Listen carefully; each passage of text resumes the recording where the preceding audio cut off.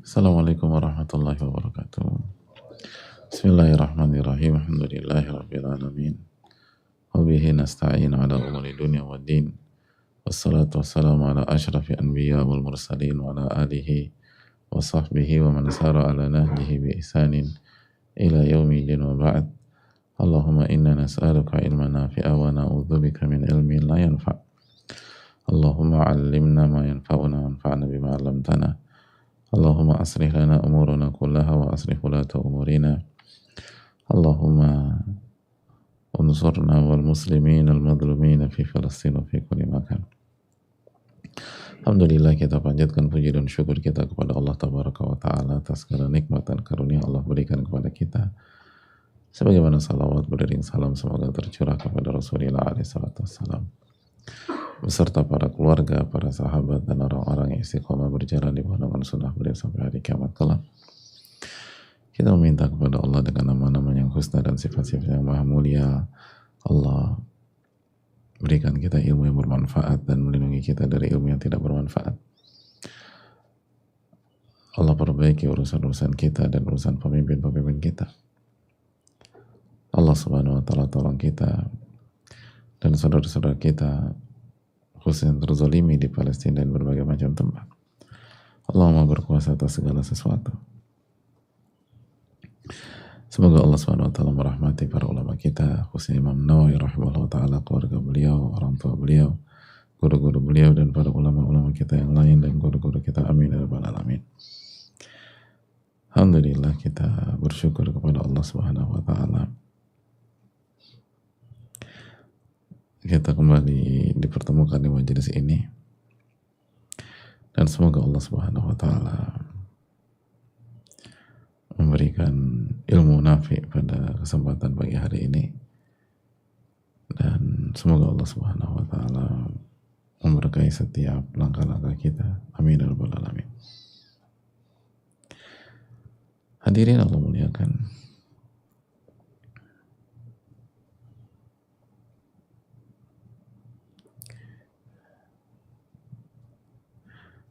kita buka sesi Q&A sebagaimana biasa, dan semoga Allah berkahi sesi ini. Amin ya rabbal alamin. Assalamualaikum warahmatullahi wabarakatuh. Semoga Allah merahmati para ulama, ustadz, keluarga, dan jamaah yang hadir pada kajian rutin hari ini. Ustadz ingin izin bertanya terkait akhwat yang punya masa period di mana terkadang ada perubahan emosi. Bagaimana berhadapan dengan kondisi demikian di mana emosi terkadang lebih gampang ke-trigger dibanding waktu-waktu lainnya, namun terkendala jika ingin sholat. Saya pribadi merasa sangat jauh dengan Allah ketika sedang period. Jazakallahu atas jawabannya. Ya.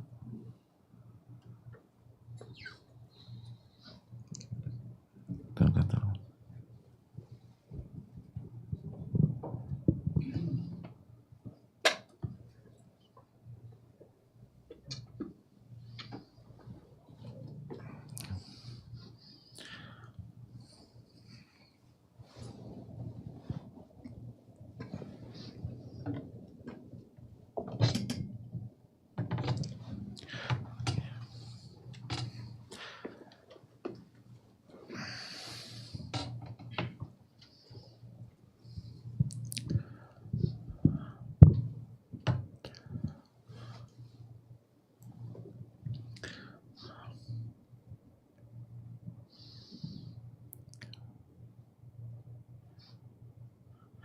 Yang pertama,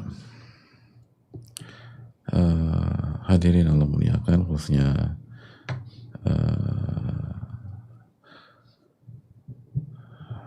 saudari-saudari kita atau para wanita, dan sebenarnya ini juga dibutuhkan oleh para laki-laki, suami, ayah, kakak laki-laki atau adik laki-laki, bahwa itu adalah siklus yang Allah berikan kepada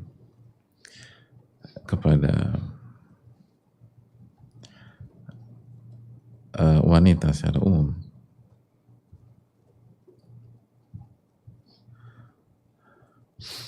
yang harus diterima dan harus uh, yang harus diterima sebagai sebuah ketetapan dan takdir Allah Subhanahu wa taala. Makanya kata Nabi SAW dalam hadis Bukhari, beliau mengatakan bahwa inna hadza amrun katabahu Allahu ala banati Adam. Ini adalah sebuah ketetapan yang Allah tulis kepada anak-anak perempuan atau anak keturunan Nabi Adam yang wanita.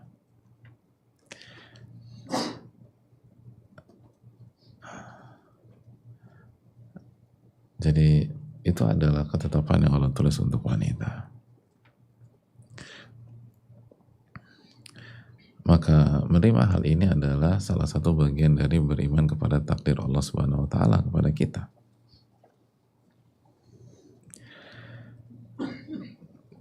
Itu hal yang penting. Dan ketika ada perubahan emosi yang natural dan kita sikapi dengan sabar, maka kita dapat pahala.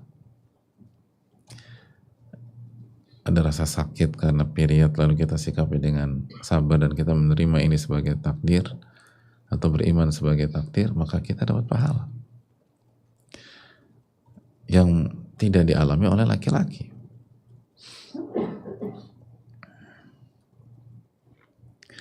Lalu coba dilakukan langkah-langkah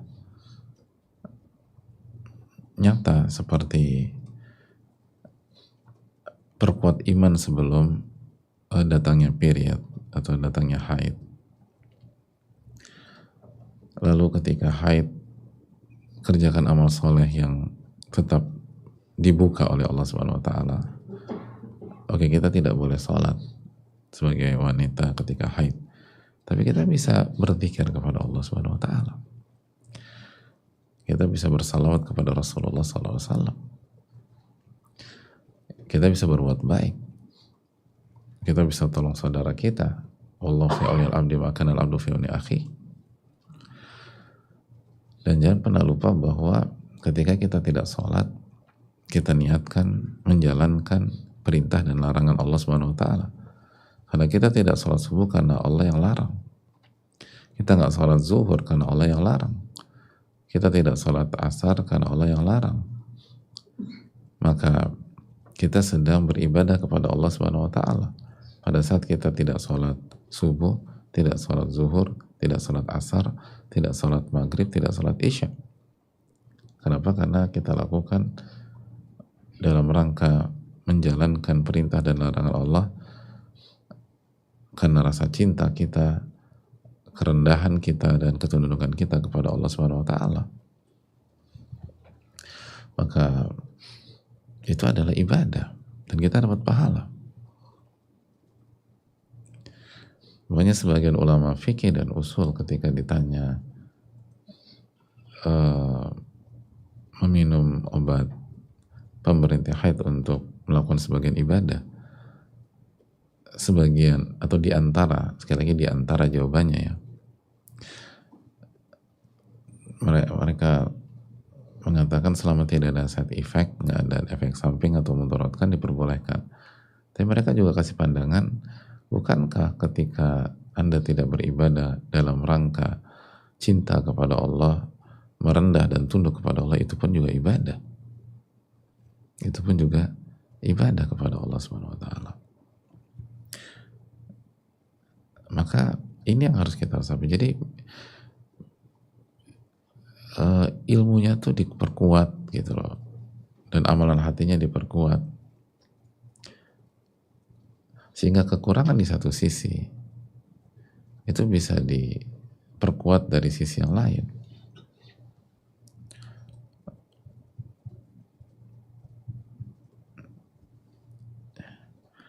Jadi kekurangan di satu sisi itu bisa diperkuat dari sisi yang lain.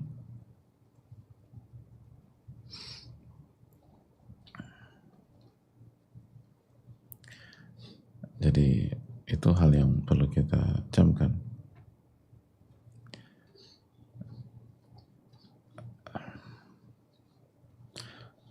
Nabi SAW mengatakan bahwa wanita punya sisi naqis atau aqlin, punya sisi kurang dalam segi agama.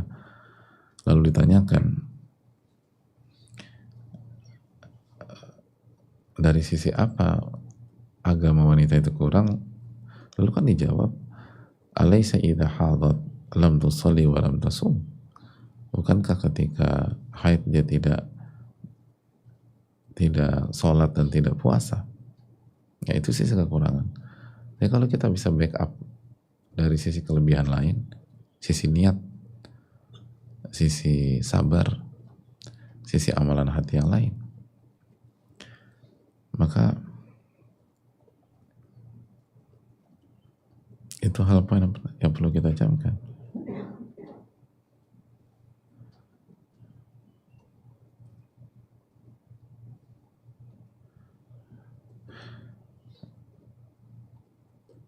Bahkan Imam Nawawi rahimahullah ta'ala pernah menyampaikan, wa naqsuddin, jadi kurang agama itu beda-beda, kata beliau. Qad yakunu ala wajihin ya'thamu bihi, bisa jadi dalam dari sisi yang dia berdosa, seperti apa, kaman taraka shalah aw shaum aw ghairahuma minal ibadatil wajibah alaihi bila udhur, seperti orang yang meninggalkan sholat atau puasa atau ibadah-ibadah yang lain yang wajib tanpa ada udhur syar'i, tanpa ada alasan syar'i, itu kurang agama yang berdosa. Wa qad yakunu ala wajhin la itsma fi, tapi bisa jadi kurang agama itu nggak berdosa, kurang tapi nggak ada dosa, ya kurang kalau dibanding yang lain, kan seperti itu. Tapi dosa enggak. Kaman tarakal jum'ah awil ghazwa aw ghairi dzalika mimma la yajibu alaihi bila udhur, seperti orang yang tidak sholat Jumat atau tidak berangkat ke medan perang atau yang lain, mimma la yajibu alaihi, karena dia tidak diwajibkan. Dia tidak diwajibkan. Gitu. Kayak wanita diwajibkan sholat Jumat apa tidak? Tidak. Jadi dalam kondisi sholat Jumat ya kurang dibanding laki-laki. Tapi dosa, nggak dosa. Wa qad yakunu ala wajhin huwa mukallafun bih. Ini menarik. Dan bisa jadi kurang agama itu dari angle atau dari sisi dia diperintah, dia dibebankan untuk itu. Memang Allah yang larang gitu. Seperti apa? Katarkil haid as-salata was-shauma. Seperti wanita haid ketika dia tidak mengerjakan atau meninggalkan sholat dan puasa. Dari satu sisi, ya itu kurang, kan kurang dibanding yang sholat. Satu sholat, satu enggak, kan yang kurang mana? Yang sholat. Tapi dalam rangka menjalankan perintah dan larangan Allah Subhanahu wa ta'ala.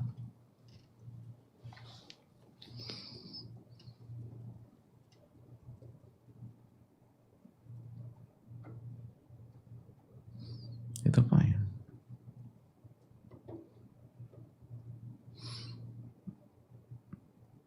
Itu hal yang perlu kita renungkan. Jadi bisa jadi orang tuh punya kekurangan dari sisi karena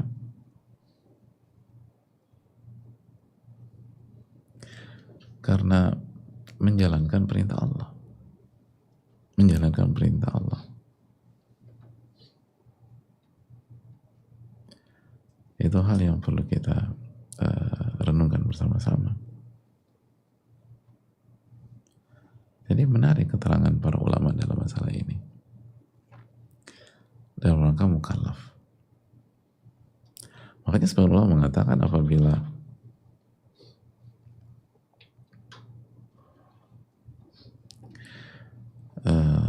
itu tadi, dia tidak mengerjakan sholat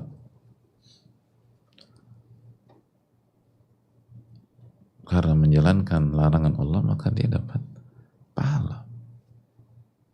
Dan itu mukallaf, dia dalam kondisi itu karena dibebankan syariat. Jadi ada yang dosa, ada yang nggak dosa, ada yang justru karena diperintahkan oleh Allah Subhanahu wa Ta'ala. Wallahu ta'ala a'lam bishawab. Jadi itu yang dilakukan sehingga kita bisa tersupport untuk mengontrol dan ini segala macam. Dan kalau ternyata keceplosan karena memang faktor hormon atau memang faktor yang tadi apa yang Allah tetapkan, maka la yukallifullahu nafsan illa wus'aha. Allah nggak membebankan seseorang kecuali sesuai dengan kemampuannya.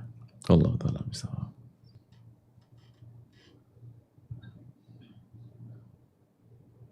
Assalamualaikum warahmatullahi wabarakatuh. Waalaikumsalam warahmatullahi wabarakatuh. Semoga Allah merahmati Imam Nawawi, para ulama, ustadz beserta keluarga, orang-orang yang saya cintai. Amin ya rabbal alamin. Tim muhajir, saudara-saudara kita di Palestina dan kaum muslimin dimanapun berada. Amin ya rabbal alamin. Terima kasih atas ilmu selama ini disampaikan. Semoga Allah balas kebaikan Ustadz dengan surga Firdaus. Amin ya rabbal alamin. Amin ya rabbal alamin. Begitu juga dengan kita semua dan yang bertanya. Ustadz, ibu saya sering sekali cerita ke anak-anaknya mengeluhkan ayah yang underperformance sebagai pemimpin keluarga selama bertahun-tahun. Sebenarnya tanpa ibu bercerita pun, saya sebagai anak juga merasakan ketidakperforman ayah dan itu membuat saya sulit untuk bersikap baik kepada beliau. Misal ketika ayah mengajak berbicara, saya hanya merespon dengan jawaban singkat. Terkadang ketus, terkadang nada tinggi, terkadang ada rasa ingin mendebat. Insya Allah saya akan terus berusaha untuk bisa bersikap baik kepada ayah dan doakan beliau saat sholat. Namun karena sering mendengar ibu mengeluh tentang ayah, usaha saya untuk bersikap baik kepada ayah rasanya semakin berat. Saya bisa mengerti kalau ibu sangat lelah karena beliau harus berjuang ekstra. Tapi di sisi lain saya khawatir semakin tidak respect dengan ayah. Apa yang harusnya saya lakukan sebagai anak dalam kondisi seperti ini?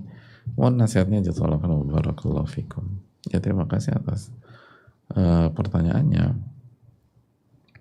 Yang pertama, apa yang harus saya lakukan dalam kondisi seperti ini? Yang kita lakukan kembali kepada arahan Allah Subhanahu wa taala dan Rasulnya sallallahu alaihi wasallam. Allah berfirman dalam surat At-Taubah 19, wa kunu ma'as shadiqin. Anda harus bersama orang-orang yang jujur atau orang-orang yang benar. Jadi bersama kebenaran, bukan dengan si A dan dengan si B. Dan kebenaran dari Allah Subhanahu wa taala dan Rasulnya sallallahu alaihi wasallam. Dan berbicara dalam konteks ini, Allah dan Rasulnya sallallahu alaihi wasallam meminta kita untuk memihak kepada ibu dan ayah. Kan demikian, ibu dan ayah. Unsur akhaka dzaliman aw madluma.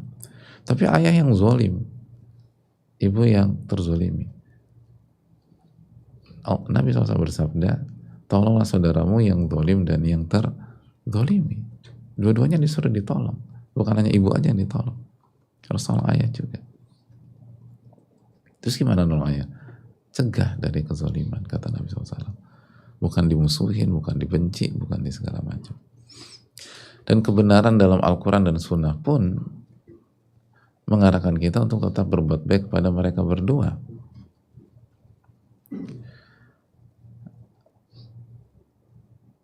Allah berfirman dalam surat Luqman ayat 15, wa in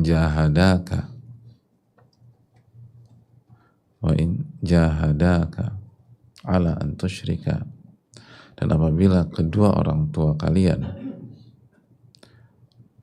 bersungguh-sungguh dalam memaksa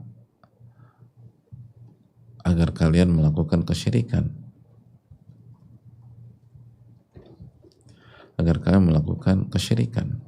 wa in jahadaka ala an tusyrika bima laisa laka bihi ilmun, sesuatu yang tidak ada ilmunya tentang itu, ada nggak bertentangan dengan ilmu. Apa kata Allah? Fala tuti'huma, jangan mentaati mereka berdua. Titik, belum. Wasahibhuma fid dunya ma'rufa, dan tetap berbuat baik dengan mereka di saat di dunia. Wattabi' sabila man anaba ilai, dan ikutilah jalan orang yang kembali kepadaku. Thumma ilayya marji'ukum, dan hanya kepada aku tempat kalian kembali. Fa unabbi'ukum bima kuntum ta'malun, maka aku akan beritahukan bima kuntum ta'malun, apa yang telah kalian kerjakan. Jadi Allah perintahkan, sekali lagi, kita enggak, misalnya ayah atau ibu kita lah, dalam konteks ini ayah kita underperformance, bertanya, apakah lebih parah daripada ayat ini? Tapi itu zolim, ya itu zolim. Tapi apa zolim yang paling besar? Mana yang lebih parah? Kezoliman banyak ayah pada hari ini, atau kezoliman yang bernama kesyirikan? Allah berfirman tentang kesyirikan di surat yang sama, 2 ayat sebelumnya. Inna syirka la dzulmun adzim. Di ayat surat Luqman ayat 13. Inna syirka la dzulmun adzim. Sesungguhnya kesyirikan adalah kezaliman yang paling besar, paling parah. Jadi di ayat ke-13 Allah menyatakan bahwa kesyirikan adalah kezaliman yang paling parah, paling berat, paling besar. Di ayat ke-15 Allah menjelaskan, ini ada orang tua yang bukan hanya mengerjakan kesyirikan yang merupakan kezaliman yang paling parah itu, tapi maksa anaknya itu dan mengerahkan seluruh kemampuan mereka untuk membuat anaknya melakukan kesyirikan. Ada yang lebih parah dari itu. Jadi bukan hanya melakukan kesyirikan, tapi juga memaksa. Dan jahada itu mengeluarkan semua. Jahada itu kata kerja dari jihad. Jadi jihad itu noun, jahada itu verbnya. Jadi gimana sih orang tua itu berjihad untuk buat anaknya syirik gitu loh, quote unquote. Jadi artinya mereka memperjuangkan itu dengan totalitas, gimana anak aku syirik gitu, gimana anak saya syirik, dan diperjuangkan bukan cuman udah deh syirik aja, enggak, semua kemampuan orang tua ditumpahkan ke sana. Apa arahan Allah SWT kepada sang anak? Fala tuti'huma, jangan nurut, tapi titik, enggak. Wasahibhuma fid dunya ma'rufa, dan tetap berinteraksi dengan mereka dengan cara yang baik, itu baik. Jadi tetap berinteraksi dengan cara yang baik, walaupun orang tua kita underperformance. Apalagi kalau tidak sampai titik itu, apalagi underperformance-nya nggak sampai ke stadium itu. Itu poin. Jadi sekali lagi, banyak istighfar, banyak tobat, dan lawan rasa itu. Dan terus berbuat baik kepada kedua orang tua kita, kepada ibu kita, dan kepada ayah kita. Jadi ibu kita dirangkul, misalnya beliau merasa, ya wajar seorang istri merasa berjuang, misalnya sebagai banyak istri merasa berjuang sendiri, capek, lelah, letih, terus suaminya ada yang nggak berjuang, ada yang nggak kerja, ada yang marah-marah doang, ada yang ini, ada yang itu, wajar capek. Dan wanita atau istri butuh teman diskusi, teman ngobrol. Nah kita support, tapi jangan biarkan pola ini berkepanjangan. Ajak ibu mengingat Allah Subhanahu Wa Taala. Ajak ibu mengingat Allah Subhanahu Wa Taala. Ajak ibu bertakwa kepada Allah Subhanahu Wa Taala. Ajak ibu untuk meyakini bahwa ketika ibu yang berjuang, maka ibu yang beruntung, gitu. Ketika ibu berjuang sendiri, maka pahalanya diborong sama ibu, dan ayah akan ditanya dan mempertanggungjawabkan sikapnya kepada Allah Subhanahu wa taala. Nah, kita sebagai keluarga gimana nolong ayah di hari kiamat nanti? Jadi kalau pembahasan tentang ayah dalam konteks ini, isunya adalah gimana menyelamatkan ayah. Bukan sebel banget dengan sikap ayah dan sebagainya, enggak. Gitu. Itu hal yang perlu kita renungkan. Kalau kita benar-benar yakin dengan yaumul hisab, hari penghisapan, bahwa semua itu nggak akan sia-sia. Berarti kan ini yang sebenarnya yang emergensi ini ayah, bukan ibu. Ibu udah benar, bahkan plus. Yang bukan tanggung jawabnya dikerjain juga sama ibu. Nah, terus tapi ingetin ibu untuk ikhlas. Karena kalau ngerjain semuanya ngeluh, ngedumel, bisa jadi nggak dapat pahala juga, rugi kita. Ikhlas. Lalu untuk orang tua, ini blind spot loh. Dan kasus seperti banyak. Jadi ada tanpa sadar, ada banyak anak benci ke salah satu orang tua gara-gara pola ini. Karena salah satu orang tuanya curhat tentang sisi negatif dari pasangannya yang notabene orang tua si anak bukan 1-2 kali dan menjadi pola. Dan seringkali itu ibu. Karena ayah tidak bercerita. Sampai kekurangan. Semua nggak diceritain sama ayah, kan begitu. Nggak semua memang. Tapi secara umum kan ayah nggak bercerita. Apalagi tentang kesalahannya, kekurangannya, atau underperformance-nya. Dan kita tahu bahwa yang paling secara umum yang suka cerita itu. Dan itu nggak bisa, tapi kita harus ngerti juga ya, emang nggak mudah gitu. Punya pemimpin atau suami yang underperformance itu susah. Jadi kan secara umum kalau di masyarakat itu yang pertama misalnya suaminya zolim, baik atau kepala keluarganya zolim, baik sebagai suami maupun sebagai ayah. Terus yang kedua,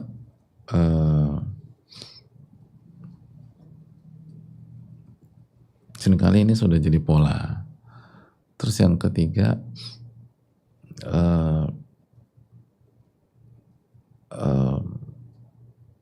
ini berkaitan dengan sisi wanita yang DNA-nya itu dilindungi, diayomi, dibimbing dan seterusnya. Nah terus yang berikutnya, seringkali juga faktor nggak ada ilmu, banyak istri atau banyak ibu. Yang kelima, nggak punya teman yang solehah atau nggak punya lingkungan dan nggak punya tempat konsul yang benar. Nah ketika faktor-faktor di atas komplit, akhirnya ceritanya ke anak. Karena itu tadi, karena secara umum wanita butuh perlindungan dan dia nggak dapat di suaminya, lalu nggak dapat di keluarga yang lain, lalu nggak dapat di sahabat yang soleha dan seterusnya. Bahkan sebagian pihak ngomporin dia juga. Akhirnya minta dukungan dari anak, ceritalah ke anak. Jadi makanya wanita, apalagi ketika suami kita nggak perform ya, benar-benar harus dekat sama Allah. Lalu yang kedua, belajar ilmu agama. Lalu yang ketiga, harus punya lingkungan, sahabat-sahabat yang soleh, khususnya yang matang, yang senior, bukan provokator, bukan yang kompor. Saya tidak tenangin gitu. Dan yang bisa ngingetin, jangan pernah cerita ke anak-anak, karena sekali dampaknya besar. Dan mayoritas ibu nggak ada maksud membuat anaknya benci kepada ayahnya, nggak ada maksud. Karena kalau anaknya benci kepada ayahnya, nanti yang direpotkan ibunya juga. Itu sama aja sama aja nusuk sendiri. Seringkali kan cuma butuh teman bicara, butuh teman curhat, cuma butuh pendengar, nggak ada siapa-siapa, udah anak yang diajak bicara. Dan itu butuh perlindungan, butuh diayomi dan seterusnya. butuh dukungan, karena capek. Jadi tanggung jawab sebagai istri dan ibu kan sangat-sangat melelahkan, dan makanya kita harus respect kepada wanita yang memperjuangkan rumah tangga dan keluarganya, karena sangat melelahkan. Dan secara umum kan nggak ada rewardnya di masyarakat, gitu loh. Bahkan sebagian teraniaya, soal afia. Nah itu yang harus dijaga lah. Jadi pentingnya, jadi pelariannya tuh bukan cerita ke anak, itu bukan solusi, itu membuat masalah baru, Terus kita curhat ke siapa? Ke Allah. Innama ashku bathi wa huzni ilallah. Nabi Yakub kan curhat ke Allah dalam masalah keluarga beliau. Sesungguhnya aku menceritakan kesedihan dan perasaanku hanya kepada Allah. Lalu yang kedua, konsul kepada yang punya ilmu dan punya pengalaman. Tapi bukan ke semua orang, atau bukan ke semua teman kita, bahkan bukan ke semua sahabat kita. Hanya 1-2 orang yang bisa mengarahkan, atau tanya guru-guru kita atau ulama ahli ilmu, saya harus bagaimana. Kalau memang berat, dan akhirnya anak jadi korban. Dan ingat loh, kita punya tanggung jawab agar anak itu benar, agar anak itu bertakwa, agar anak itu memihak pada kebenaran, bukan menjadikan anak jadi blok kita dan benci bapaknya, atau sebaliknya, di blok kita dan membenci ibunya. Karena itu semua akan ditanya oleh Allah SWT. Dan sampai kita merusak anak kita tanpa sadar. Apalagi kalau kita sadar, emang sengaja sebagian orang tua tuh ingin membuat anaknya membenci pasangannya dan berpihak dan menjadi blok dia. Itu bahaya di hari kiamat. Itu bahaya di hari kiamat. Kata para ulama bahwa orang tua yang lalai dalam mendidik anak, yang lalai loh, anaknya nggak dididik, nggak dididik. Ya ini dikatakan Ibnul Qayyim. Kata Ibnul Qayyim, faman ahmala ta'lima waladih ma yanfa'uhu wa tarakahu suda faqad asa'a ilaihi ghayatal isa'ah. Barang siapa yang lalai dalam mendidik anaknya, mendidik hal-hal yang bermanfaat, iman, tauhid, mengatakan tidak pada kesyirikan, akhlak yang mulia, beribadah kepada Allah, memihak kepada kebenaran, dia lalai mendidik anaknya untuk melakukan hal-hal itu dan meninggalkan anaknya begitu aja, meninggalkan loh, nggak diurus nih anak. Apa kata para ulama seperti Ibnu Qayyim? Faqad asa'a ilaihi ghayatal isa'ah. Maka orang tua seperti telah melakukan hal yang buruk kepada anaknya, ghayatal isa'ah, ghayah, di level paling puncak. Ini artinya kejahatan kepada anak gitu, di level tertinggi. Asa ayusi, melakukan hal yang buruk atau berbuat jahat kepada anaknya di level paling tinggi. Ini kalau ditinggalin nih anak, nggak dididik nih anak, dilalaikan, apalagi anaknya dirusak secara pemikiran, anaknya dibuat benci sama bapaknya atau benci sama ibunya, anaknya dibuat harus loyal kepada saya, bukan loyal kepada Allah Subhanahu Wa Taala. Anaknya dibuat kamu harus mihak selalu kepada aku sebagai ayahmu atau aku sebagai ibumu, bukan harus memihak kepada Allah yang maha benar dan kebenaran itu sendiri. Oh, ini parah sekali hadirin. Makanya wa aktsarul auladi innama jaa fasaduhum min qibalil aba'i wa ihmalihim lahum wa tarki ta'limi fara'idud-din wa sunanah. Mayoritas anak, mayoritas loh, ini belum menyampaikan data, mayoritas anak itu bermasalah, bahkan ada yang sampai rusak psikisnya atau mentalnya dan behaviornya, polanya, kebiasaannya. Itu siapa penyebabnya? Orang tua. Karena mereka lalai dalam memenuhi hak anak dan tidak mendidik mereka. Tarki taklim, nggak dididik, nggak diajarin. Kalau ditinggalin aja, ini fatal. Apalagi dirusak. Jangan sampai dirusak anak-anak. Anak-anak tuh dibuat mencintai orang tuanya. Harusnya ibu atau ayah mengatakan, karena anak kan tadi kata penanya, nggak usah disampaikan oleh ibu juga kita ngelihat sendiri gimana performance ayah. Nggak usah disampaikan oleh ayah, kita juga ngelihat sendiri gimana ibu. Ya nggak sih hadirin? Ya kan, kecuali tinggal beda rumah atau apa. Tapi kalau tinggal serumah, kan anak nggak, ya mungkin waktu kecil nggak ngerti, tapi ketika terus bertumbuh kembang, ngelihat sendiri kan ngerti. Nah, harusnya ayah yang baik atau ibu yang baik mengatakan, harusnya meredakan dan menetralkan dan tetap meminta anak untuk objektif. Walaupun kamu melihat ayahmu atau ibumu melakukan banyak kesalahan, jangan pernah lupa beliau adalah ayahmu, atau beliau adalah ibumu. Kamu harus respect sama beliau. Kamu harus sayang. Kekurangan beliau hanya setetes dari berbagai macam jasa-jasa beliau kepada kamu. Dan tapi kamu nggak tahu. Emang kamu tahu waktu kamu dilahirkan? Emang kamu tahu bapakmu gadaikan apa waktu nembus rumah sakit misalnya? Jadi itu yang harus dilakukan oleh orang tua. Kalau mau selamat di hari kiamat ketika ditanya sama Allah. Gitu loh. Jadi hati-hati. Tapi mayoritas orang tua tuh nggak sadar. Bukan karena niat buruk, bukan karena itu tadi. Udah mumet, udah pening, dalam kondisi kurang dekat sama Allah, nggak punya ilmu, nggak punya sosok-sosok yang bisa memberikan nasihat yang benar, nggak bisa dikonsultasikan, ya udah cerita deh. Dan yang ada anak, ya udah cerita sama anak, minta dukungan, minta support, minta perlindungan seringkali.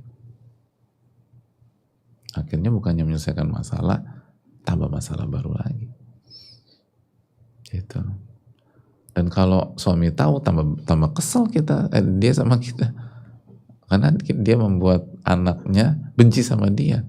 Makanya sebagian suami tambah marah sama istrinya, karena itu nggak menyelesaikan masalah. Menyelesaikan masalah itu kembali kepada Allah Subhanahu wa Ta'ala. Dan untuk ayah atau setiap orang tua yang underperformance, sekali lagi marilah kita bertakwa kepada Allah. Dan ini lihat dampaknya gitu. Ketika seorang ayah nggak punya performa yang baik, istri terzolimi, lalu istri tertekan, mungkin kena mental illness, kena anxiety, lalu istri itu secara insting cerita ke anak bermasalah lagi, anak jadi benci sama kita, yang sebenarnya hulunya kita juga. Tapi itu ibunya ceritain karena apa? Karena hak ibunya nggak dikasih, terus ibunya nggak dididik, ibunya nggak diedukasi. Padahal kan itu kewajiban dan tanggung jawab kepala keluarga. Akhirnya udah muter-muter di situ, rusak udah. Makanya itu hal yang perlu kita camkan. Makanya sebagian para ulama itu ketika bicara parenting itu menekankan ayah. Menarik. Di antaranya Syekh Abdul Razak ketika bicara tentang parenting, beliau mengatakan wa yajibu tanbihu ila anna hadhil mas'alah wa hiya tarbiyatul aulad mas'alatun kabiratun 'azimah. Harus diperhatikan bahwa masalah mendidik anak ini masalah yang besar dan masalah yang agung. Lalu berikutnya apa? Yajibu ala kulli abin an yuliaha an yuliaha inayatan balighah. An yuliaha yajibu ala kulli abin an yuwalliyaha inayatan balighah. Wajib bagi setiap ayah an yuwalliyaha inayatan balighah, ya benar-benar bertanggung jawab dan memberikan perhatian yang ekstra, yang maksimal, balighah. Gitu. Fa inna amata fasadil abna'i sababuhu ihmalul aba wa tafrituhum. Karena secara umum rusaknya anak-anak itu sebabnya lalainya para ayah dalam menunaikan hak anak. Gitu. Jadi ya sekarang kan makanya fatherless. Ini ulama udah jelaskan itu, ditekankan. Wajib bagi setiap ayah ketika dikasih amanat ini an yuwalliyaha inayatan balighah. Benar-benar bertanggung jawab total gitu loh. Kenapa? Karena amah secara umum rusaknya anak itu sebabnya tuh ayah. Nah kita langsung bypass, itu gara-gara salah pergaulan. Enggak. Benar, yang nawarin ganja temennya. Tapi kenapa dia mau? Bentengnya nggak ada, pagernya nggak ada. Siapa yang harusnya bangun benteng? Ayah. Itu. Ayah nggak bangun benteng pertahanan. Akhirnya kebuka. Ada yang nawarin ganja, coba. Ada yang nawarin putau, coba. Ada yang nawarin perempuan, coba. Udah selesai. Kenapa? Bentengnya nggak ada. Dan para ulama tuh bicara tuh dari hulu, nggak bicara di episode tengah-tengah, enggak. Emang ini gara-gara pergaulan. Ya pergaulan benar, tapi ini siapa yang harusnya bangun benteng ini loh? Yang bangun pondasi itu siapa? Yang bangun kuda-kuda itu harusnya siapa? Loh kan harusnya ibu. Iya ibu. Tapi kepala keluarga kan ayah.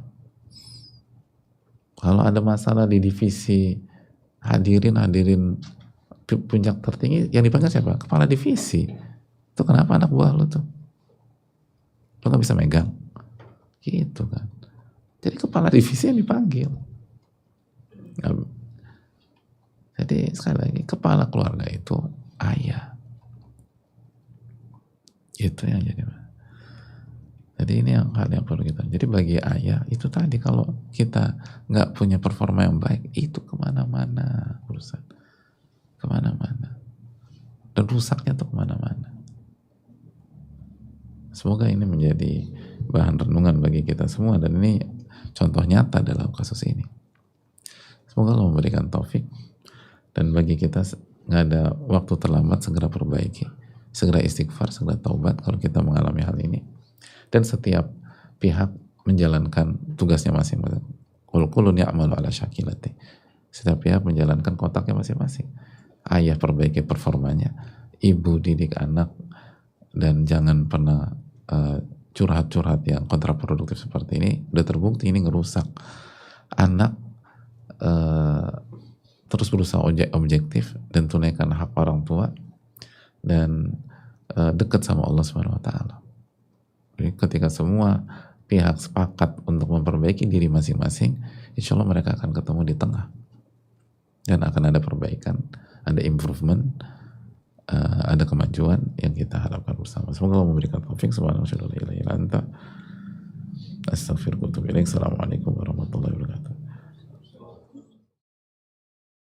Sahabat, rutin jaga kesehatan. Ayo, terlibat langsung di gerakan sehat bermanfaat bersama Muhajir Project Peduli.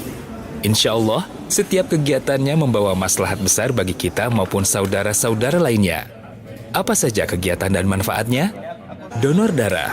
Selain bermanfaat bagi kesehatan kita, dengan izin Allah, 1 kantung darah yang kita donorkan dapat menjadi sebab 1 hingga 3 nyawa terselamatkan.